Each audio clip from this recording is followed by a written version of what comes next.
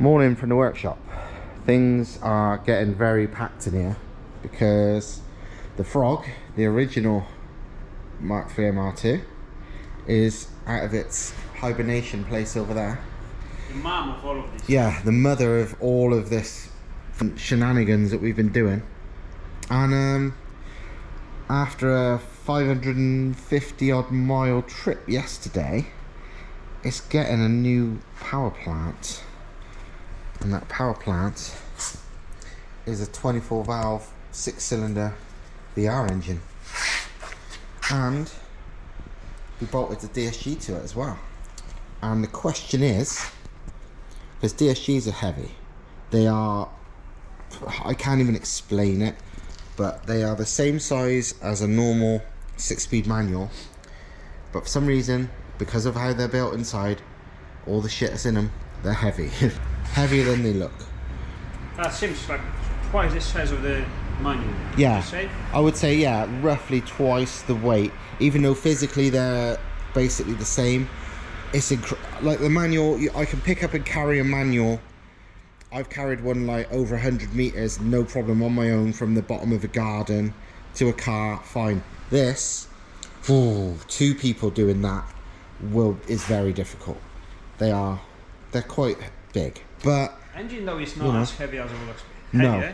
But it's not as heavy as I was expecting. Yes, I know. This is another thing. Obviously, people think VR6 super heavy. No. They're fully dressed with all the crap on them, like anything. They're quite heavy, but they're not super heavy. You know, when you take all the rubbish off them, light. You know, they're not too bad. So we're gonna weigh some stuff. We're gonna weigh this like this, and then we'll compare it to a 180T with the manual box. This will be heavier, but we're gonna guess what it's gonna be. 190, all of this. 220, 230. Really, that much? I don't know. Okay. I'm just shooting just to make it. Yeah. Okay. I'm going 190. All right. 190. So we're gonna weigh it. We've got crane scales. I'm going to compare it to this too, so you've got an idea. Who's more off buys the ice creams? Okay. Yeah. Yeah. Customer, he just picked up his 180 conversion setup. Weirdly, we didn't know about it until he just started talking about it and showing us the videos. He used to have a 3.2 VR6 in a Lotus Elise, and obviously, you know, that's a 700 kilo car, so on the face of it, anyone would be like, oh, you'd ruin the handling with a 3.2 VR6. And he said it handled absolutely fine. He said you really don't notice the big weight in the back. So this is the thing with everything. It's like weight, you know, the theory of weight ruining stuff isn't always the fact. So yeah, it's a factor, but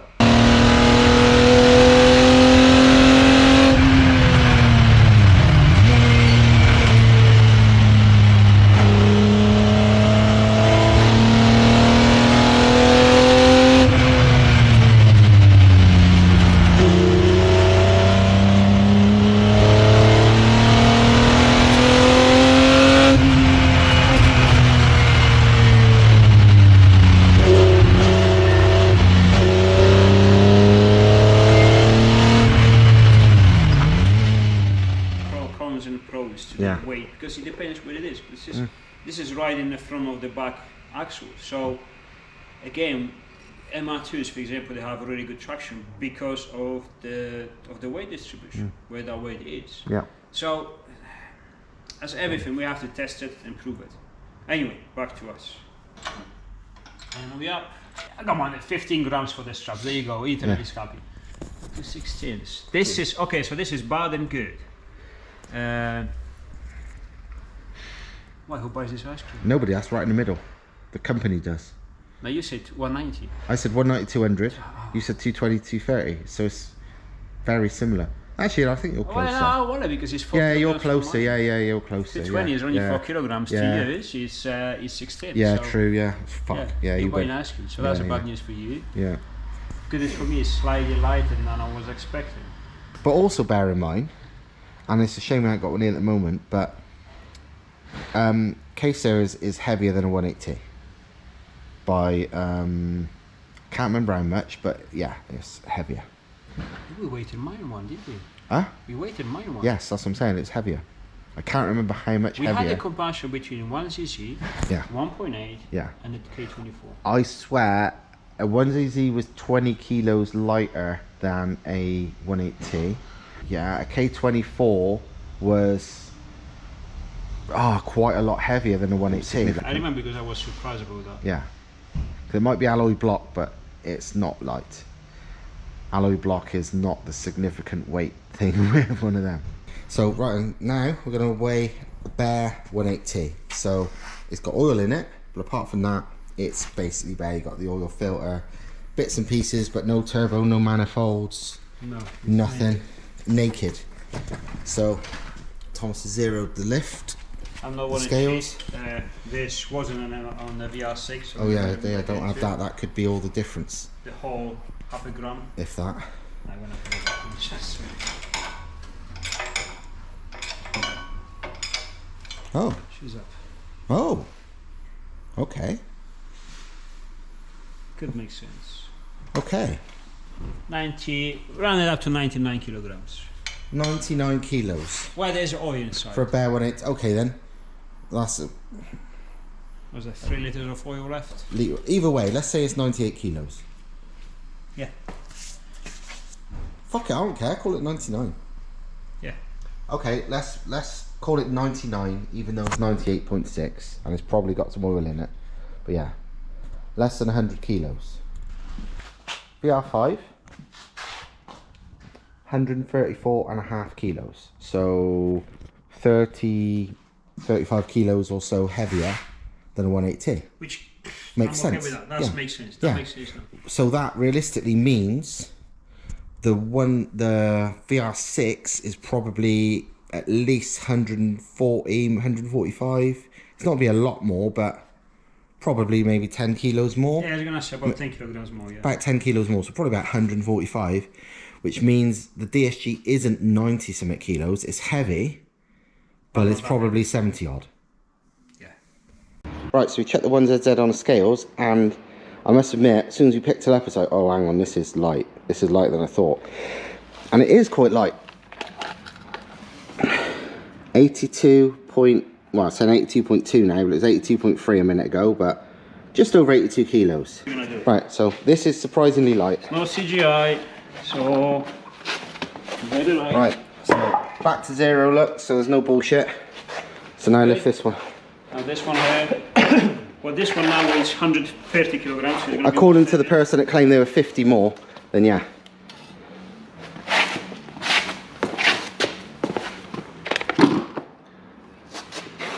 Oh no, this is... Yeah, yeah, it should stand up. They stand up okay. Well, I have to put a finger on it just to keep it. Hold on. You're going to say it needs to be something light though, otherwise you're messing. The weight of this. Adding the weight of a thing. That actually just took it over the level from one to the next. Oh, fucking hell, that did add a bit. There you go. 102.5. So it's 20 kilos exactly heavier. 20 kilos. 20 kilos. Well, I popped back from grabbing our lunch, and lo and behold, it's in and looking absolutely amazing, and making me debate my life choices of any other engine. Fits really, really good. Thomas just measured it. The engine length from bow housing of the gearbox to the edge, it's because it looked, you know, just looking at it, it's like, oh, this fits pretty much exactly the same as a 180. And yeah, measured it 30 mil, 3 centimeters longer. So fitment, you know, lengthwise is the same. It's amazing. This has got 2 more cylinders and, you know, over 1 litre in capacity more. But yeah, VR6s are pretty special bits of kit, and yeah, it fits and looks absolutely mega. No subframe modifications needed, nothing. Look, and also, to be fair, to show that there's clearly not much difference or any difference in weight weight really. Look at the ride height still. Yeah, It's as high as it's ever been. You know, it's always sat level. This is on, you know, standard shocks and springs. Standard MR2 shocks and springs. So people might think, oh, it's, you know, it's super heavy, it's not going to do it. That is on standard shocks and springs, and you can see along the ground, it's level still. Because the reality is, the VR6 engine, it's not heavy. It's hard to believe that it's a 6-cylinder engine in... It's like you said, it's like it's Yeah, 2 GSE capacity, 2 GSE Yeah. cylinders. Look. Standard subframe, no cutting at the back, no chassis rail mods, no nothing. Just doing it correctly. Not spending £25,000 making a mess like a lot of people do to try and fit a V6 or whatever.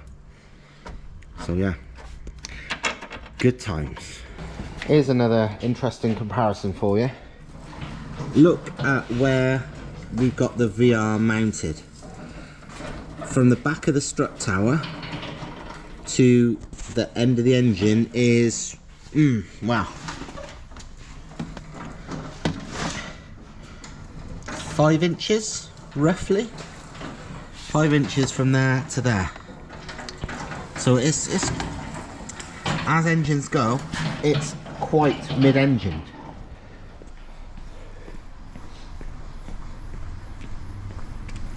Standard 1ZZ, basically in line with the rear strut tower. So the VR6, you can say, oh, it's heavier, it's bigger, it's this, that, the other. It's sitting 5 inches further back. It's much better weight distribution. As well as these VR swaps sitting around about 5 inches, 4 to 5 inches further back than a 1ZZ. Also take note of the height. You see there, you're talking, obviously the cam cover's not on here, but you can see the top of the actual head, which, you know, the cam cover itself weighs nothing. Top of the head is, well, 2 to 3 inches. Let's get this, we've got a tape measure here, we can look. Realistically, more than that in fact. 4.5 inches, I would say, from the top of the cam cover, or top of the head, not the cam cover, to the height of that, and 5 inches, like I guess, from there to there. Let's go and look at the 1ZZ in comparison. Obviously it's the same as 2ZZ, and I think the same as the case swaps. So side of the head to the thing, 1 inch, if that. Top of the head to that, basically 5 inches. I think I'm changing my mind about the VR engines. And they are smaller and lighter than I was expecting. Yeah, I know. And it's the more I'm thinking about it, the more like the way it fits in. The position is what's getting me, yeah. Over 4 inches further back. Yeah. It's not sitting any taller. No. Once it's sitting about here.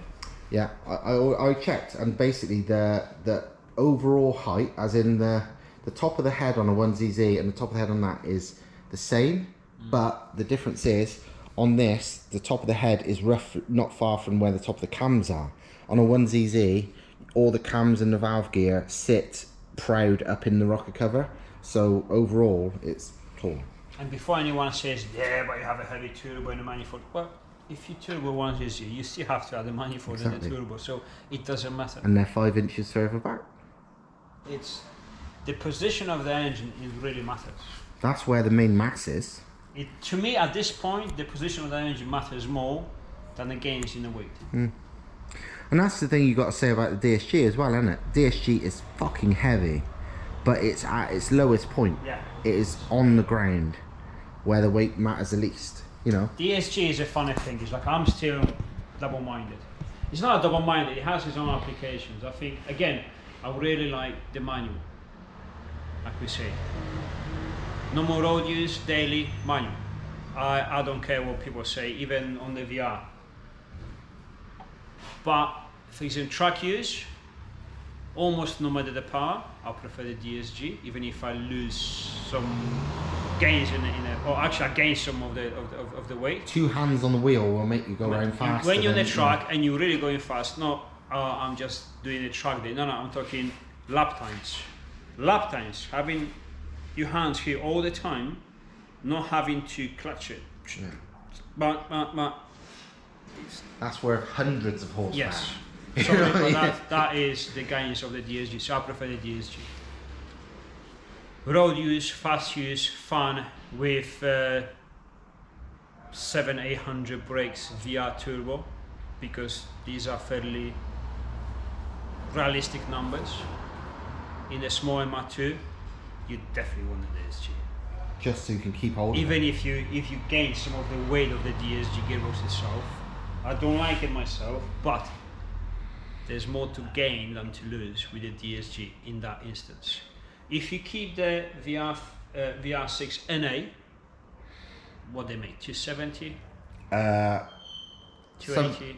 Yeah, 285. Some people claim 300 with Yeah. bolt-ons, but it depends on your dyno, innit? You know. You put in a throttle bodies, like people say. Yeah. That's something that people like Andrew will love. Yeah, He will love it. He will Sound absolutely- incredible, you know. Because it's not just the part, it's just the whole experience, the sound and the vibrations, the feeling, the feedback and everything. So, manual. Oh yeah, gotcha. Yeah. In that case, manual Gotcha, hundreds. yeah. I would go Also, manual. with DSG full stop would be wrong. with I'm that. not saying that some people would not prefer the DSG even with the increased weight with the NA VR6. And hey, if that's your poison, fuck it. You know, this is completely personal. We go. I'm just saying what I would prefer. You know, and it's justified. Yeah. Because again, there is weight to gain, especially from that gearbox. I mean, yeah, it's not the plug and play swap like a 180 is. No, it's not. It's not. This is I think much you do more this serious. If you know. You've got to be committed to do a VR. You know what I mean? It's not like a 180 where it's DIY. A VR is like, yeah, I'm going the whole fucking You have to hog, cut yeah. the bucket. But compared to these people who like dreamers saying, oh, I'm going to go and fit an Audi V8 and all that, and they get 10 minutes in, they've cut the car to pieces, and then they don't do anything for 5 years because they've realised it's broken. Because again, like we said, we are used to one point that everything fits better than the original engine. Great, fine. Anything worse than that fitment, we consider as more intrusive, right? More invasive to whatever we have to do. But let's be honest, cutting the bucket inside the MR2 is a very common thing. Yeah, it's it's not normal, like, yeah. oh god, this is a deal breaker. It's not. It's not. You know what I'd like to do? I don't know if I can, but you may or may not see this in this video, so you might not even hear this, but I might cut it out. But you know what I would like to do? Dig out some pictures of these various other conversions, like the V6s and whatever, to show the kind of actual modifications that you have to do to fit these bloody things. Okay, well, whether or not that fits, it ain't fitting through that hole. Oh. There it goes. So what we went with was a VR6 3.2 liter. But essentially, this is where the original strut mounted, and then re-drilled some holes, and I added reinforcement plates underneath. I had to actually rebuild the strut tower as well to accommodate. From the interior, you can see where I had to cut the rear to allow all that to happen. That engine's sticking right in your face. I got a cover I'm building for it, cover all that, hide it. This is the cross member, and as you can see, I just cut a section out of it and then just welded plates back into it to make it strong, or I guess as strong as it used to be. And this just clears just enough of the S54. You will need this modification done in order to fit the transmission. There's not much space in the front. As you can see, I did hammer it a little bit in there. That cutout that you see, that's for to check the oil. Servicing this engine, you can drop it a little bit down, and then from there you can, access spark plugs. It's a pain, but I've done it and I know it's possible. Because there was a guy who was at the show with us. Yeah. Now, okay, so this was the guy who came over last year, Yeah, sometime last year. and he spent an incredible deal of money on the conversion. Do you remember what I said? What was something? 20 something, wasn't it? Something It was something insane. It's like Incomprehensible for that. you spend that much money with us. We build you 2 cars, Yeah. which are able, both of them, to go to the moon and back. I'm not exaggerating now, take my word for it. So this year I met this guy again at the show, and I know the guy had a look because he had a problem with the engine. He couldn't diagnose because the convention was so poorly done. He could not diagnose the problem because there was no diagnostic port. There was no access, physical access to that side head, that side bank. So it was horrible. Now the subframe was heavily modified. This part of the body, so the structure, this is part of the chassis, was heavily modified, repaired because the engine literally was finishing here, and it was starting in the front of the bucket. So it still had a window inside the bucket to access to the front of it. And it was sticking behind this. You know, so it was, you know, it's 10 times the job, the fabrication. Oh god, yeah. This is literally all you have to do. Just bolt it on, which is fits. Cut the hole in the bucket, put the lid on it, put the plenum, off you go. It literally is that simple. Yeah. Well, once we finish. Yeah. But it's crazy, really, how simple that is. Do you know what the problem is? I see no problem. Yeah, I see no problem as well. I call everything a problem because I don't see a problem, I see a solution. The thing is, when I say, listen, it's gonna take a long time before this is gonna get in bloody run and all that stuff. If I'm gonna finish it, you're gonna do the VR5 or whatever, blah blah blah. But engine mounts already sorted. Yep.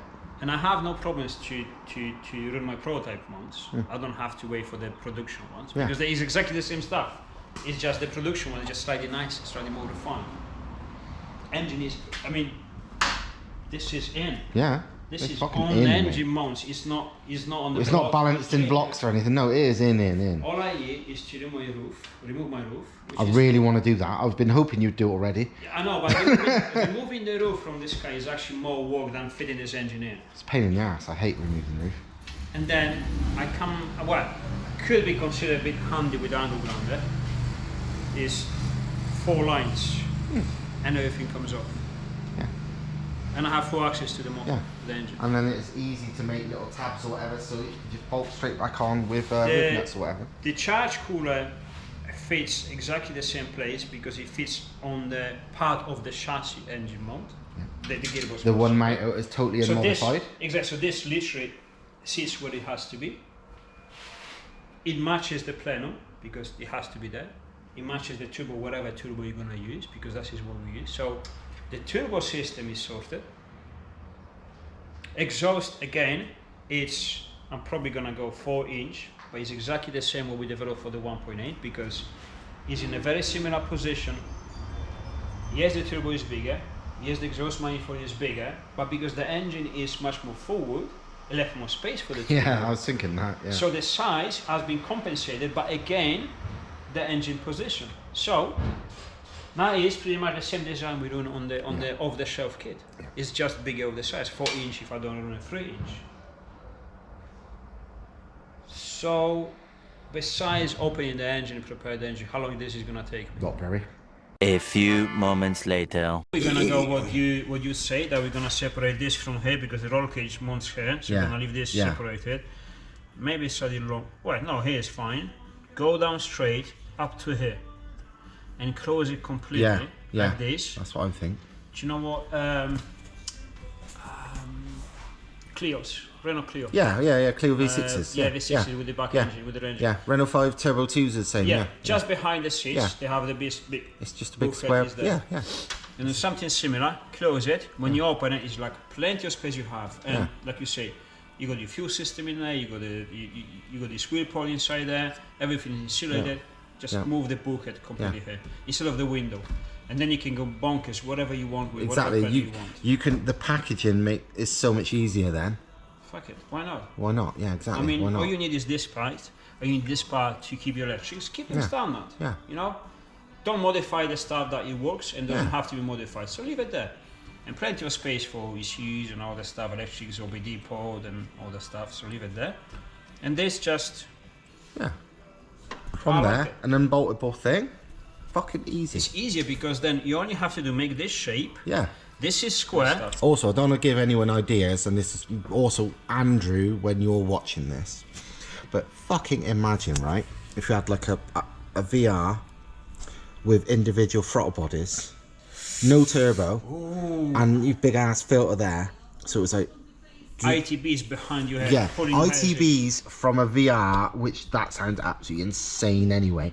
Literally vibrating your fucking seat on acceleration. That would sound fucking nuts. Were you talking about pure driver's experience? Yeah. We're not talking about power. The thing's still only going to be like 300 brake, but whatever.